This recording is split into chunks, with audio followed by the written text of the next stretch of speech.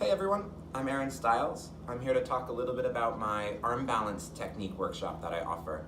So arm balances can often be really intimidating to work on, especially when you see different yogis and different practitioners of yoga really mastering the arm balances and coming in so easily and so efficiently. And just to even watch them can be, number one, inspiring, but it can also be a little intimidating. So this workshop really focuses on creating a foundation for your arm balances. And one of the things that we look at is how do we use our hands most effectively when we're working to arm balance?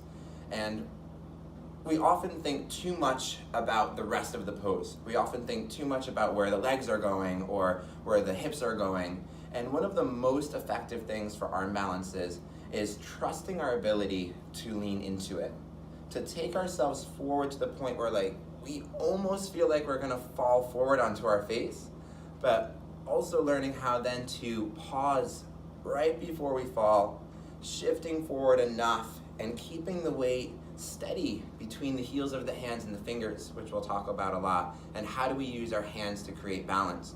So it really is about trusting ourselves to lean forward enough to catch balance. And they do require a sense of strength, a sense of stability. Some of them require a little bit of flexibility. So we'll go through some various flows that will help build our bodies up to the different arm balances we'll work on. We'll look at side crane, we'll look at crane, same as crow. We'll look at Ekapada Kundanyasana, which is a fun arm balance where the legs are going to be going out to the side. We'll look at some traditional variations of arm balances that you see commonly. And we'll also play with some kind of funky, fun, different new age styles of arm balances where for some of them we'll have one forearm down, one hand down. Some of them will have the hand coming up towards the chin.